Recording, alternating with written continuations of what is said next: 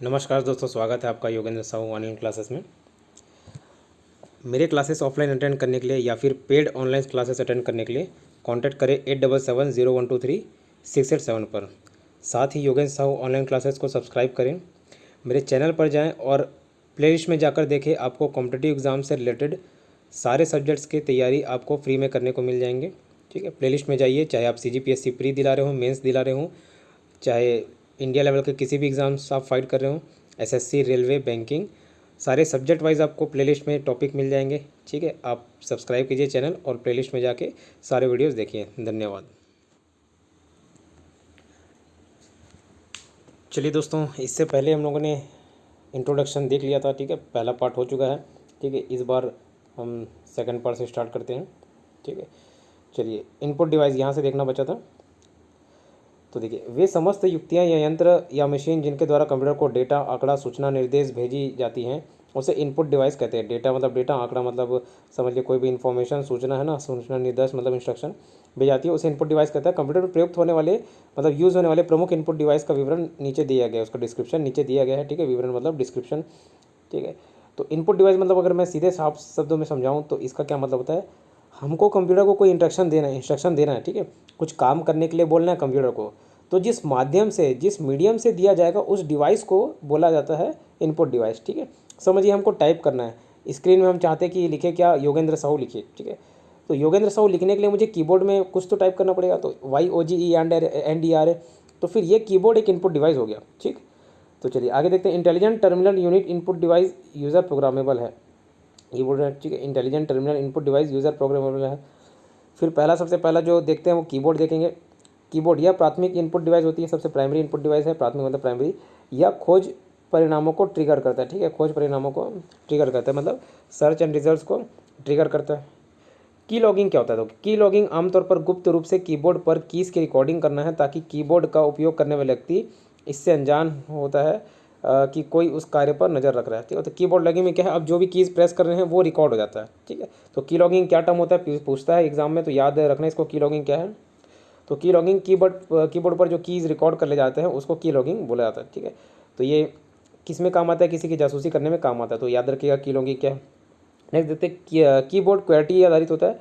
क्वेर्टी मतलब क्या, देखिए जब अगर आप कीबोर्ड देखेंगे तो उसके जो अल्फ़ाबेट है वो ऐसे ही स्टार्ट रहता है,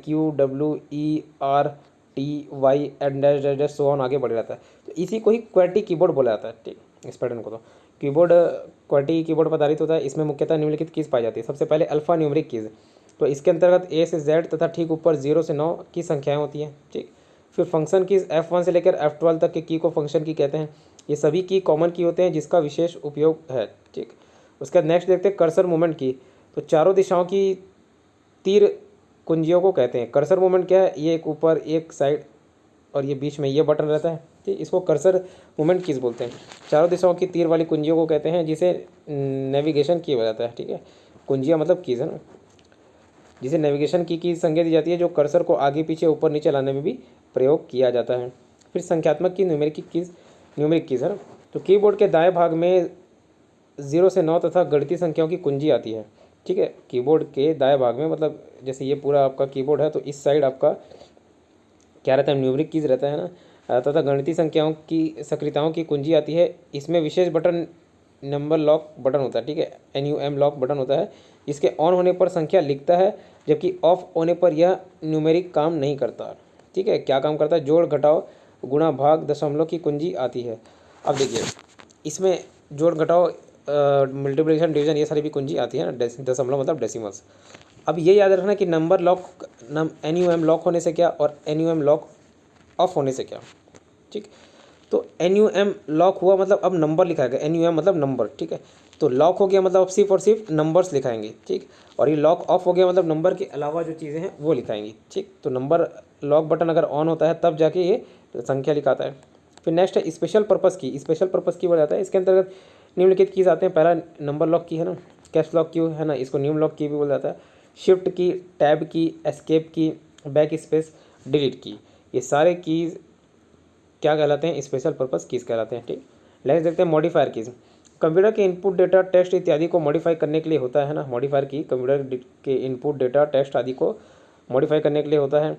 जैसे शिफ्ट कंट्रोल प्लस ऑल्ट, ठीक है, shift control plus shift control plus alt नहीं, शिफ्ट कंट्रोल और ऑल्ट प्लस नहीं जोड़ना है, शिफ्ट कंट्रोल ऑल्ट, ये सारे मॉडिफायर किस कहलाते हैं ना, याद रखिएगा, शिफ्ट कंट्रोल ऑल्ट। यह कंप्यूटर के कीबोर्ड में दो की को जोड़ने का भी कार्य करते हैं, ठीक है, ये कंप्यूटर में कीबोर्ड में दो की को जोड़ने का भी काम करते हैं, कौन, मॉडिफायर की है। अब देखिए एक फेमस फंक्शन है control plus alt plus delete, इससे क्या होता है, इन तीन बटनों को एक साथ दबाने पर कंप्यूटर में चल रहे प्रोग्राम बंद हो जाते हैं और कंप्यूटर शुरू वाली अवस्था में पहुंच जाती है। इसका प्रयोग मुख्यतः कंप्यूटर में हैंग होने की स्थिति में करते हैं, आमतौर पर सभी यूज़ करते हैं। कोई कंप्यूटर खेल रहा है ना, कंप्यूटर गेम खेल रहा है और उसका अचानक से हैंग हो जाता है, या किसी भी कारण से अगर काम करना बंद हो जाता है, बहुत सारे विंडोज़ ओपन हुए रहते हैं, तो हम लोग क्या करते हैं, control plus alt plus delete करते हैं, ठीक है। अब देखिए की संख्या कितनी होती है, 104 है ना, ये विवादास्पद है, मतलब कि देखिए किसी कीबोर्ड में कुछ कम ज़्यादा संख्या हो जाती है, एक मानक 104 है, आप याद रखिएगा, ठीक है, 104 कीबोर्ड में कीज होती हैं। आजकल क्वालिटी कीबोर्ड का प्रचलन सर्वाधिक हो रहा है, सबसे ज़्यादा यूज़ क्या होता है, क्वालिटी कीबोर्ड होता है। सेकंड इनपुट डिवाइस स्कैनर, ठीक। अब बोलेंगे स्कैनर कैसे इनपुट डिवाइस हुआ, तो देखिए अब हमको आप मोबाइल में भी स्कैन करते हैं, ठीक है, आप क्या करते हैं, हार्ड कॉपी को फोटो खींचे, स्कैन किए, अभी आपके सॉफ्ट कॉपी में तब्दील हो गया, ठीक उसी प्रकार स्कैनर भी एक बड़ा डिवाइस है ना, उसमें कुछ हम पेपर को, डॉक्यूमेंट को, किताब को रखते हैं, ठीक है, वो स्कैन करता है और वो डेटा कहाँ चले जाता है, कंप्यूटर में। अब मैंने क्या बताया इनपुट डिवाइस कौन सा, वो सारे डिवाइस जो डेटा लेकर इनपुट कंप्यूटर में चले जाता है, ठीक है, तो वो सारी डिवाइस क्या है, इनपुट डिवाइस है ना। तो स्कैनर किसी चित्र या टेक्स्ट को डिजिटल रूप में परिवर्तित करने के लिए प्रयुक्त होने वाली प्रमुख इनपुट डिवाइस हैं, ठीक है। अब ये याद रखना है कि स्कैनर क्या क्या को डिजिटल रूप में परिवर्तित करता है, एक चित्र को, इमेजेस को और टेक्स्ट को, टेक्स्ट और इमेजेस को, ठीक है। स्कैनर से स्कैन किए गए डॉक्यूमेंट को बिट मैप इमेज के रूप में कंप्यूटर मेमोरी में स्टोर किया जाता है, ठीक है। स्कैनर से स्कैन किए गए डॉक्यूमेंट को किस में स्टोर किया जाता है, बिट मैप इमेज के रूप में कंप्यूटर मेमोरी में स्टोर किया जाता है, ठीक है। अब स्कैनर क्या है कि इनपुट डिवाइस ही तो पढ़ रहे हैं भाई, ठीक। नेक्स्ट लाइट पेन, यह एक खास तरीके का इलेक्ट्रॉनिक पैड पर चलने वाला एक पेन होता है। इस पेन से पैड पर जो भी अंकित करते हैं या लिखते हैं वह कंप्यूटर स्क्रीन में दिखाता है और बाद में उसे स्टोर किया जाता है। इसका प्रमुखता उपयोग इलेक्ट्रॉनिक हस्ताक्षर एवं चित्र बनाने में करते हैं, ठीक है। और आजकल तो ये पढ़ाई में बहुत यूज़ होता है ना, पढ़ा रहे हैं अगर ऑनलाइन किसी को, तो ये बहुत यूज़ होता है काफ़ी, ठीक है। तो लाइट पेन यह एक खास तरह का इलेक्ट्रॉनिक पैड पर चलने वाला एक पेन होता है। इस पेन से पैड पर जो भी अंकित करते हैं लिखते हैं वो कंप्यूटर में दिख जाता है, ठीक है। Light pen optical input device है, ठीक है, कैसा डिवाइस है, ऑप्टिकल इनपुट डिवाइस है, क्लियर। नेक्स्ट देखते हैं माउस। अब माउस एक पॉइंटिंग युक्ति है, युक्ति मतलब डिवाइस, ठीक है, पॉइंटिंग डिवाइस है जिसका उपयोग डेटा को पॉइंटिंग करने के लिए किया जाता है, ठीक है। माउस का आविष्कार किसने किया, डगलस सी एंजलबर्ट ने, डॉक्टर DC एंजलबर्ट ने, ठीक है। कब किया, 1964। अब पूछोगे कि 1964 याद करना है क्या, हाँ बहुत इंपॉर्टेंट है, याद करना है। तो माउस का आविष्कारक याद रखना है आपको, कौन, डगलस सी एंजलबर्ट, और 1964 में इसका माउस का आविष्कार किया गया, ठीक है। तो ये आपको याद रखना, 1964 और माउस का आविष्कार कौन किया, डॉक्टर डगलस सी एंजलबर्ट। अब माउस का प्रमुख उपयोग कर्सर या पॉइंट को नियंत्रित करने के लिए किया जाता है। इसका उपयोग प्रमुखतः ऑप्शन चुनने में किया जाता है। माउस एक इनपुट डिवाइस है, इनपुट डिवाइस ही तो पढ़ रहे हैं, ठीक है। अब देखिए माउस निम्नलिखित प्रकार के होते हैं, एक वायरलेस माउस, एक मैकेनिकल माउस और एक ऑप्टिकल माउस, ठीक है। तो याद रखिएगा कि कौन से प्रकार के इसमें क्वेश्चन में इस तरीके का एग्जाम में इस तरह के क्वेश्चन बन जाते हैं। 4 ऑप्शन दिए रहेंगे, इसमें कौन से प्रकार का माउस नहीं होता है। तो वायरलेस माउस होता है, आजकल सब वायरलेस यूज़ करते हैं ज़्यादा, है ना, ज़्यादातर। एक मैकेनिकल माउस होता है जिसमें वायर लगे होते हैं, और एक ऑप्टिकल माउस होता है, क्लियर। अब माउस के कार्य क्या क्या हैं ये याद रखें आपको। पहला, क्लिक, माउस के द्वारा किसी भी ऑब्जेक्ट को चुनना, क्लिक, एक सिंगल क्लिक करोगे तो क्लिक हो जाता है, डबल क्लिक करने से ओपन हो जाता है, ठीक है। किसी ऑब्जेक्ट को चुनकर उसे क्रियान्वयन हेतु मतलब उसको एक्टिव करना या उसको ओपन करना। फिर राइट क्लिक से क्या होता है, जैसे ये माउस है ना, ये बीच में कर्सर है और इधर लेफ्ट क्लिक, इधर राइट क्लिक, तो ये वाले जो राइट क्लिक को आप प्रेस करोगे, है ना, राइट क्लिक करोगे तो मेनू से संबंधित विकल्प का समूह मिलता है, ठीक है। और ये वाला लेफ्ट क्लिक को करोगे तो क्या, ये हम देख चुके, क्लिक करने से क्या होता है, ठीक है। तो ड्रैग और ड्रॉप करना मतलब किसी चीज़ को, पर्टिकुलर चीज़ को पकड़ के इधर से उधर खिसकाना, उसको ड्रैग और ड्रॉप करना बोलते हैं। और पॉइंट और सेलेक्ट करना तो होता ही है। अब ये ट्रैक बॉल क्या होता है देख लेते हैं। ट्रैक बॉल यह भी एक पॉइंटिंग डिवाइस है जो माउस की तरह ही कार्य करता है, ठीक है। अब ये माउस को क्या है, PS2 या USB द्वारा जोड़ा जाता है, PS2 या USB द्वारा जोड़ा जाता है ना, पीछे पोर्ट रहते हैं, तो PS2 या USB के द्वारा जोड़ा जाता है। इसे वायरलेस तकनीकी द्वारा भी जोड़ा जाता है, ठीक है, वायरलेस तकनीकी द्वारा भी जोड़ा जाता है, ब्लूटूथ से कनेक्ट रहता है, ठीक है। एक छोटा सा डिवाइस आता है, उसको आप लैपटॉप या कीबोर्ड में साइड में लगाएंगे, है ना, फिर वो चालू हो जाता है, ठीक। अब नेक्स्ट देखते हैं जॉयस्टिक। अब ये जो गेम खेलता होगा उसको तो मालूम ही होगा, जॉयस्टिक बताने की ज़रूरत नहीं। यह कार में लगी हुई गियर पैनल के जैसे होता है। इसका उपयोग वीडियो गेम एवं रोबोटिक में होता है। जॉयस्टिक कंप्यूटर पर गेम खेलना आसान बनाता है, ठीक है। बहुत जैसे कार रेसिंग हो गया, बहुत सारे गेम हो गए जिसमें बहुत आप फ्रीली और ईजिली इसमें गेम को खेल सकते हैं, ठीक है। नेक्स्ट देखते हैं optical mark reader OMR sheet. इसका उपयोग वस्तुनिष्ठ उत्तर पुस्तिकाओं को जांचने के साथ विकल्प युक्त चिन्हों को पढ़ने में किया जाता है ना। अब OMR आप पेपर तो दिलाते एग्जाम ज़्यादातर, ऑब्जेक्टिव क्वेश्चन ABCD, है। तो अब ये ऑप्शन ए जैसे टिक किए इसको गोला करते हैं, तो वो ऑप्टिकल मार्क रीडर क्या करता है, उसी को रीड करता है। इसका वस्तुनिष्ठ उत्तर पुस्तिकाओं मतलब ऑब्जेक्टिव जो सीट रहते हैं ना, उसको जांचने के लिए विकल्प युक्त चिन्हों के पढ़ने के लिए किया जाता है। विकल्प मतलब जो ऑप्शन दिए रहते हैं ना। Optical mark reader input device है जो पेपर में पेंसिल के निशान को पढ़ सकता है। प्रतियोगी परीक्षाओं में ऑप्टिकल मार्क रीडर का उपयोग किया जाता है, ठीक है। OMR का यूज़ किया जाता है, ठीक। चलिए आगे बढ़ते हैं। ऑप्टिकल कैरेक्टर रीडर, ये दोनों अलग अलग चीज़ें। ऑप्टिकल मार्क रीडर था और ये OCR है, ऑप्टिकल कैरेक्टर रीडर। या कभी कभार रीडर की जगह रिकग्निशन भी दे देता है, ठीक है, इसका फुल फॉर्म। इसकी सहायता से कागज़ पर लिखे हुए डेटा को पढ़ने के लिए किया जाता है। जैसे कुछ यहाँ पे लिखा हो, मान के चलिए रीजनिंग। अब उस पेन को यहाँ पे चलाएंगे, है ना, उस पेन जैसा कुछ रहता है, उसको चलाएंगे तो ये रीजनिंग को रीड कर लेगा, ठीक है, और वो सॉफ्ट कॉपी में आ जाएगा।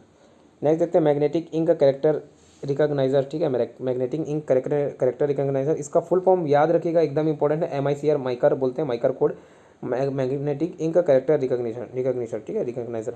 इसका उपयोग बैंकर चेक के नीचे लिखे विशिष्ट कोड जो आयरन ऑक्साइड से लिखे होते हैं उसको पढ़ने के लिए किया जाता है इसका उपयोग, ठीक है। इस कोड में 0 से 9 तक संख्या एवं 4 विशेष चिन्ह मतलब कुल 14 कैरेक्टर का प्रयोग किया जाता है।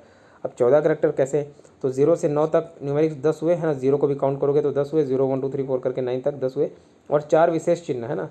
तो 4 विशेष चिन्ह यूज़ होते हैं। तो इस तरीके से टोटल 14 कैरेक्टर का यूज़ किया जाता है, ठीक है। OMR में ये 14 कैरेक्टर का यूज़ होते हैं, हाँ। और क्या लगे रहता है, आयरन ऑक्साइड। आयरन ऑक्साइड भी याद रखिएगा टर्म्स, ठीक है। नेक्स्ट देखते हैं bar code reader, BCR, bar code reader full form याद रखिएगा, बार कोड रीडर। इसका उपयोग किसी उत्पाद पर छपे हुए बार कोड को पढ़ने के लिए किया जाता है। बार कोड में 13 अंक होते हैं। कितने अंक होते हैं, 13 अंक होते हैं। बार कोड रीडर द्वारा लेज़र किरण, लेज़र बीम का प्रयोग किया जाता है। इसमें लेज़र किरण उस उत्पाद के बीमों से टकराकर कंप्यूटर द्वारा रिसीव किया जाता है या फिर ग्रहण किया जाता है। किसी उत्पाद पर प्रिंटेड लाइनों के पैटर्न्स को बार कोड कहते हैं, ठीक है। बार कोड, आप ये DMart वगैरह गए होंगे तो DMart में आपने देखा ही होगा, है ना। DMart में ये यूज़ होता ही है, ठीक है। इस तरीके का स्कैन करते ही आपका बार कोड हो गया और ये आपका बार कोड रीडर हो गया, इससे रीड किया जाता है, ठीक। सॉरी। नेक्स्ट देखते हैं डिजिटाइज़र। डिजिटाइज़र लाइट पेन की मदद से इसी पर ड्राइंग बनाया जाता है जिसे कंप्यूटर डिजिटल रूप में इनपुट लेता है। फिर माइक्रोफोन।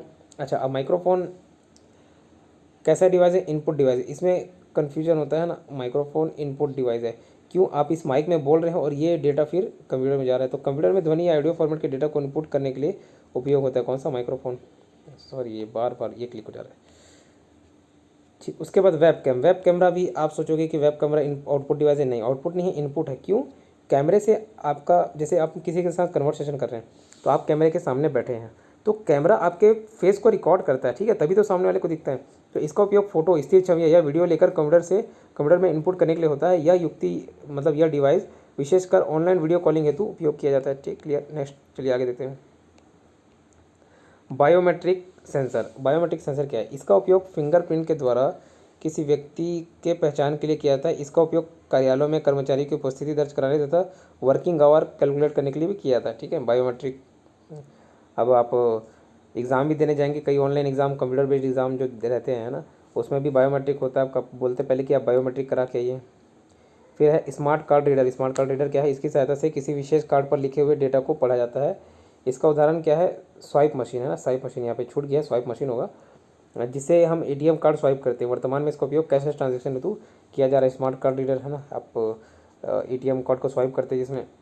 फिर नेक्स्ट है टच स्क्रीन। टच स्क्रीन क्या है, यह भी एक इनपुट आउटपुट डिवाइस है ना, टच स्क्रीन, जिन पर हम छू कर निर्देश देने का कार्य करते हैं। टच स्क्रीन में इंफ्रारेड किरणें स्क्रीन पर घूमती हैं। जब स्क्रीन को छुआ जाता है तो किरणों की गति प्राप्त होती है जिसे कंप्यूटर द्वारा कोड कर लिया जाता है, ठीक है। अब इसका उपयोग ATM मतलब ऑटोमेटिक टेलर मशीन या स्मार्टफोन या कंप्यूटर आदि में भी किया जाता है। अब यहाँ पे सोचेंगे कि इनपुट आउटपुट डिवाइस कैसे होगा, तो इनपुट तो हुआ आपको इंस्ट्रक्शन दे रहे हैं मोबाइल में भी, और आउटपुट क्यों, क्योंकि वो टच से, वो स्क्रीन से आपको कुछ दिख रहा है, ठीक है, तो आउटपुट हो गया, है ना। तो इनपुट आउटपुट दोनों। तो एटीएम का full form automatic teller machine है। इसको पहले बचपन में हम सोचते थे एनी टाइम मनी ऐसा पढ़ते थे, वो गलत है, एनी टाइम मनी, ठीक है। एटीएम मतलब होता है ऑटोमेटिक टेलर मशीन, है ना। और ये इसका उपयोग यहाँ यहाँ होता है, बोल रहे एटीएम में, स्मार्टफोन में, कंप्यूटर आदि में, ठीक है। तो इस पार्ट में इतना ही। इसके अच्छा एक चीज़ और छूट गया, स्पीच रिकॉग्निशन सिस्टम। यह एक प्रकार का इनपुट डिवाइस है जिसके माध्यम से बोलकर कंप्यूटर में डेटा डाला जाता है। आप बोलेंगे और वो ऑटोमेटिक रिकॉर्ड हो जाएगा, या जिस फॉर्मेट टेक्स्ट फॉर्मेट में कन्वर्ट करना चाहें तो उसमें भी कन्वर्ट हो जाएगा।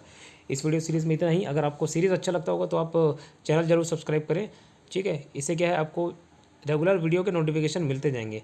योगेश साहू क्लासेस में सारे सब्जेक्ट पूरे इंडिया लेवल के कोई सा भी एग्जाम दिलाना चाहो, CGPSC से UPSC लेवल तक का, आपके सारे वीडियोज़ लाइन से इस चैनल में डलेंगे। तो सब्सक्राइब करके रखिए चैनल, ठीक है। बने रहिए योगेश साहू क्लासेस के साथ। धन्यवाद।